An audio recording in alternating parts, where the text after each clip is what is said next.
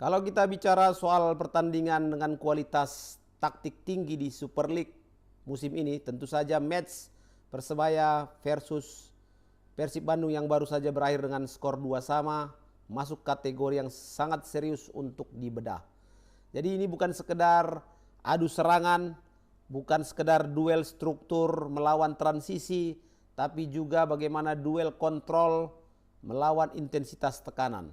Dan Persib menunjukkan kenapa mereka ada di puncak klasemen. Dan Persebaya juga memberikan bukti bahwa mereka sulit dikalahkan di Gelora Bung Tomo.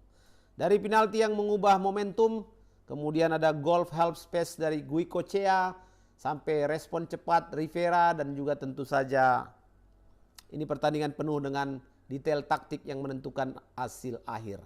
Sebelumnya sobatku, jangan lupa untuk like, share, subscribe video-video dan berikan komentar di Papatola Football. Kita mulai saja review matchnya.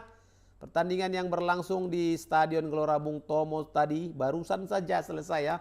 Pekan ke-24 di BRI Super League. Dan ini merupakan laga panas yang menyajikan duel adu strategi, momentum, dan juga mentalitas. Skor 2-2 kalau menurut Papatola sih cukup ya terasa adil lah ya. Melihat dinamika yang naik turun dan penuh dengan perubahan. Persib masih tetap nyaman di puncak klasemen dengan poin 54, sementara Persebaya tertahan di papan atas ya dengan poin 39. Tapi di luar poin-poin tersebut, pertandingan ini menunjukkan kualitas taktik kedua pelatih. Kalau kita lihat tadi di settingan awal bagaimana Tavares ya memainkan Persebaya dengan formasi 4-3-3 yang berubah menjadi 4-2-3-1. Tavares mengandalkan blok medium. Dia tahu bahwa kualitas pemain-pemain Persib sangat baik ya, dan mereka punya kemampuan individu yang cukup di atas rata-rata. Kemudian Tavares memainkan transisi cepat ke sayap dan berusaha untuk mengeksploitasi duel satu lawan satunya Bruno Moreira. Dia tahu bahwa kaptennya ini punya kemampuan yang luar biasa ketika berhadapan dengan one on one. Dengan siapapun pemain-pemain di Super League Indonesia ya. Dan Bruno memang tampil cukup baik dan memainkan perannya. Tidak hanya bisa menjadi seorang kapten, tapi juga bagaimana dia memainkan peranan mengeksploitasi ruang-ruang pertahanan lawan. Dan juga melakukan overlap back kanan. Itu menjadi salah satu senjata dari Tavares di pertandingan ini. Memang benar bahwa mereka tanpa striker yang benar-benar klinis. Persebaya mengandalkan second line seperti Rivera yang masuk dari lini kedua dan terbukti ya di gol sangat penting bagi Persebaya. Rivera mampu menunjukkan perannya. Dan kemudian Persib dengan formasi 4-2-3-1 yang begitu dinamis. Bojan Hodak memainkan struktur double pivot untuk mengontrol ritme permainan.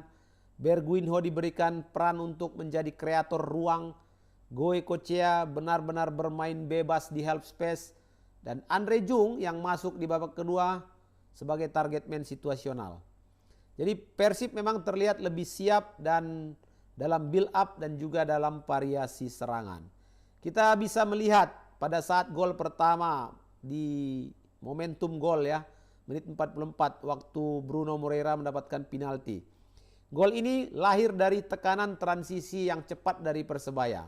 Dan Bruno benar-benar bisa memanfaatkan ruang di sisi kiri dan masuk ke kotak penalti.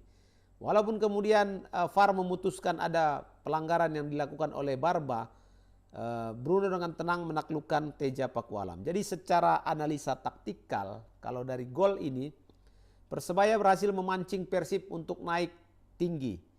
Dan kemudian berusaha Persebaya untuk melakukan serangan direct dan agresif yang akhirnya ini menjadi kunci bagi Persebaya untuk menaklukkan Persib. Dan hasil dari eksploitasi ruang di belakang fullback Persib inilah yang terjadi. Penalti yang mereka peroleh. Walaupun kemudian ada gol yang dianulir ya di menit 45 plus. Kakang Rudianto sempat mencetak gol. Tapi dianulir karena Ramon Tangkui lebih dulu handsball dan mencoba salto tadi. Nah ini menunjukkan Persib unggul dalam duel bola mati dan second ball. Dan di sini terlihat sebenarnya kepanikan dari Persebaya dalam situasi scramble box. Nah beruntung kemudian Persib di babak kedua, di awal babak kedua bisa langsung menyamakan skor 1-1 dari Luciano Goicoechea Bagaimana kombinasi dari Beckham Putra yang masuk menusuk dari sisi kanan pertahanan Persebaya, kemudian buat cutback kepada Adam Alis. Adam Alis teruskan ke belakang dan di situ ada Luciano Goicoechea. Langsung tendangan spekulatif ke pojok kanan. Tidak mampu ditangkap, tidak mampu dihalau oleh Hernando Ari karena memang bolanya sangat sudut sekali. Secara analisa kalau Pak Patola lihat gol ini Persib menaikkan intensitas pressing di awal babak kedua. Help space-nya di kanan, yang di kanannya Persebaya itu lebih terbuka. Jadi itu yang terus-menerus dicoba dimainkan oleh pemain-pemain Persib. Terutama kemudian koordinasi gelandangnya Persebaya ini kurang cepat menutup ruang. Nah, Persib unggul di menit 73 melalui gol Andre Jong. Berawal dari progresi yang begitu sabar ya yang dimainkan oleh Persib. Berguinho menemukan ruang, terupas ke Jong yang lari ke tiang dua ya dengan timing yang sempurna. Gol kedua, ini harusnya bisa dijaga ini untuk menjadi gol kemenangan. Bagaimana ini merupakan contoh klasik dari overload dari tengah. Persib bisa menarik back Persebaya ya. Nah di fase ini Persib sepertinya akan mengunci laga. Namun Persebaya dengan mentalitas juangnya ya, apalagi di hadapan puluhan ribu pendukung tentu tidak ingin kehilangan muka. Mereka benar-benar mencoba bangkit dan terbukti di menit 83 Francisco Rivera lagi-lagi bekerja sama, di mana Tony Firmansyah berhasil menaklukkan Eliano Renders.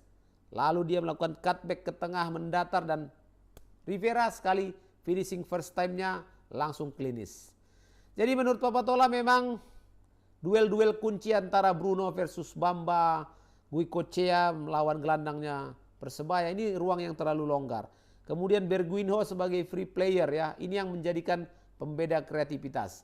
Dan satu hal yang tidak bisa dilupakan tadi, bagaimana kualitas Hernando Ari yang selalu bisa berada pada timing yang tepat meskipun dia harus kebobolan 2 gol, tapi timing dia di peluang-peluang Persebaya yang begitu banyak, ini yang menghancurkan kemenangan ya. Peluang-peluang Persib yang begitu banyak, ini yang menghancurkan peluang-peluang Persib, yaitu kemampuan Hernando Ari. Secara mentalitas Persebaya bagus sekali, mentalitas comebacknya juga bagus, Persib juga bagus ya, dan Persib hanya setelah unggul mereka langsung terlalu dalam. Jadi harusnya jangan dulu ya, apalagi waktu masih panjang.